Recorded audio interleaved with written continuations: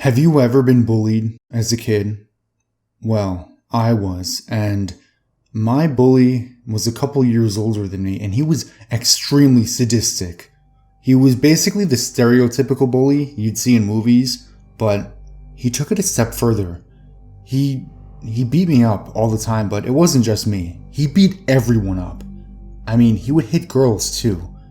I remember hearing rumors one time that he actually beat up kids that were in elementary school.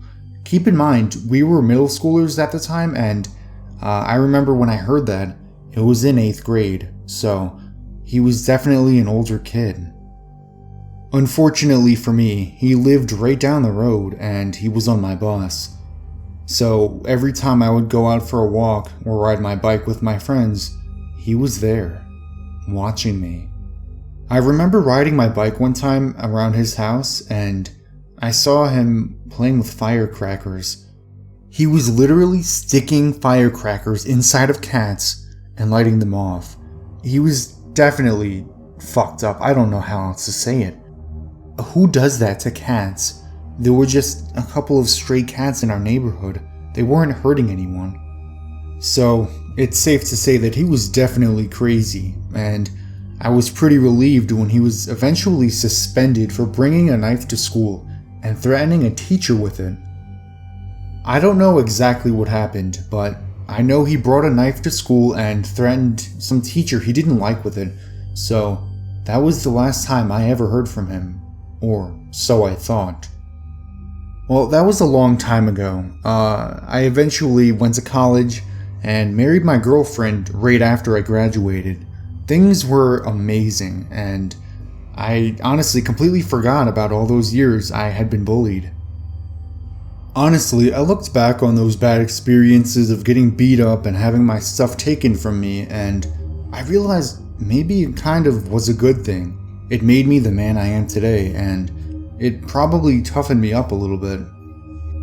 I don't know. I'm not saying you should bully people, but long term, you're probably helping them more than you're hurting them. Well, anyway, like I said, my life was amazing. I got a college degree in something I was very passionate about. I married the love of my life, and we actually even had a little baby girl on the way. Things could not have been better. And of course, when things can't get better, they can only get worse. And that's how things went. It all started when my wife started cheating on me.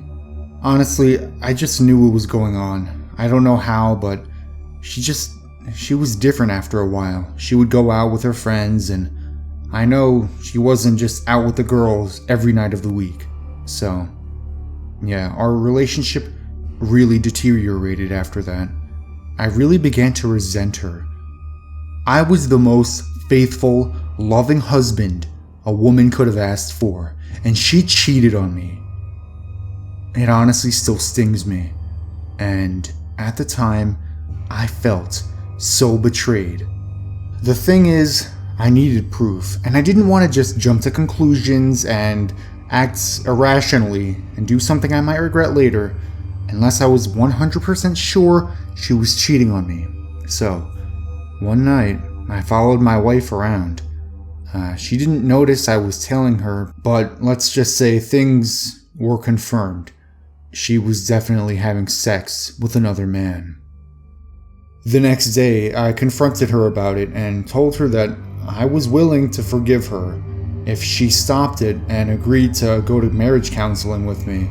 After all, this was the woman of my dreams. Other than this, a lot of my friends told me that shit just happens and sometimes people are unfaithful, especially considering it was the first year of our marriage. Things tend to be a little rocky during that time, so I figured I'd let it slide. We'd get to marriage counseling and we would be able to get on with our lives. Of course, she refused, and she filed for divorce. She said that I wasn't a man. She said that I didn't satisfy her in bed, and she was gonna go out and do what she wants, and there was nothing I could do about it. When she said that, I don't think I ever hated someone as much as I did in that moment, because I wanted to kill her. Fast forward a couple months and she ended up moving in with her boyfriend and she started raising my daughter with him. This wasn't the worst thing in the world, but she got really lucky in court and she took all my money. I was paying child support and I wasn't even allowed to see my own daughter. As you could imagine, I wanted revenge. After hearing rumors about the deep web and the kind of services that are offered there, I found myself downloading Tor very quickly. I perused around for a couple hours and I even got scammed a couple times before I found a legitimate hitman. I paid him in bitcoins online and I arranged to give him some information on my wife in person. Luckily enough, he said that he happened to be in town and he would take care of the situation rather quickly. The night we were supposed to meet, I was sitting in my car waiting for him. It was raining, it was dark outside. I felt really guilty about going through with this. I really didn't want to. Truthfully, right before he showed up, I almost drove away. But when I saw him, I knew that there was no backing out now. He got out of this black SUV and started walking toward my car. He was wearing jeans, a black hoodie, and had his hood up, so I couldn't really see his face.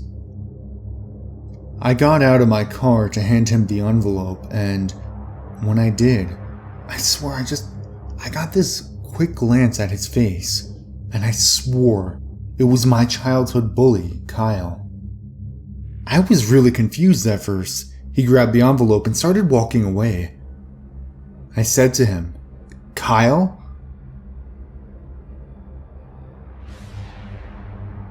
When I said that, he stopped as he was walking. He slowly turned around and lowered his hood. It was Kyle. What? I mean, I knew he tortured animals as a kid, but I didn't think he would end up being a hitman. I felt extremely petrified at that moment. What if he killed me?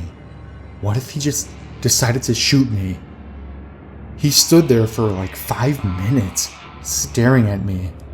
I didn't know what to do. He didn't say a word.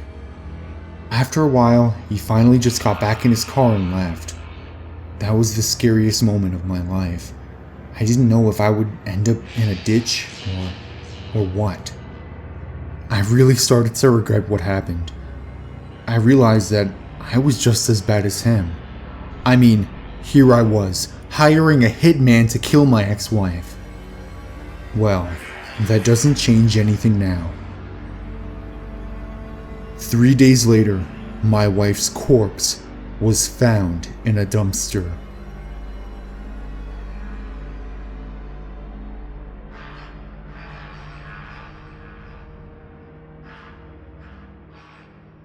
So, I recently went through the terrifying experience of having to move out of my parents' house.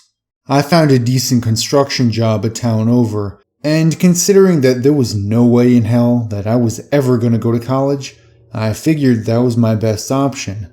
I got a cheap little apartment and everything was pretty good. Now, to understand my situation, I kind of want to give you some background information. So, my dad died when I was pretty young, and I didn't really get a chance to know him. I know that he was pretty much the breadwinner of the family, so things became a little rough on my mom. It was her by herself taking care of me and my younger brother. Honestly, as weird as it might sound, we actually had pretty good lives considering that we were raised by a single mother. We had a nice home in a good neighborhood. We went to a good Catholic school and we always had anything we ever wanted. And it wasn't until I moved out and really started to understand how money works that I started to question, how the hell did my mom pay for everything? I mean, it was anything you could imagine. We had bikes and video games and this nice house, and not to mention she hired a whole bunch of babysitters all the time, so I always wondered, was she just that hard a worker? Well, I ended up talking to her about it, and she wouldn't really get into specifics. She just kind of said that she was really good with money. But I've done some of the math out, and considering the job she has, she's a waitress. Now, there's no way in hell, even if every customer gave her $100 tip, that she'd be able to afford the house we had, all the stuff we had, and the Catholic school. There's just no way. It couldn't have happened. After talking to my mom a few times about this, she became really uncomfortable and said that she'd rather not talk about it. So, I pushed the whole idea out of my mind and continued on with my life. As one might imagine, I was a bachelor and I lived in a rural town working a construction job, so I was pretty bored with my spare time. There really wasn't anywhere to go in town, and to go anywhere worth going, you had to drive for like 5 hours, so there was no way in hell that I was going to be able to do something exciting after work. Most nights I just kind of browsed the web. There wasn't really anything interesting on there either, but I ended up stumbling across something called the deep web. And honestly, I know the kinds of things that are available on the deep web. I know there's hitmen for hire, drugs, all kinds of weird shit you can get. I really wasn't looking for anything too bad. If I'm gonna be honest here, I was going to look at porn. That was the main reason. That was all I really cared about, and the surface web pornography it gets old after a while. You see the same videos every day in, day out. It's the same porn stars with the same guys fucking them and the same lesbian threesomes. It gets boring. So when I was on the deep web, things were pretty weird. I came across a lot of child pornography, and before anyone says anything, that's not what I'm into. I wasn't going there to look at that. But I did notice that there were a lot of weird things on there. I came across a whole community of people that talked about pedophilia and even necrophilia. I don't know, it honestly just freaked me out.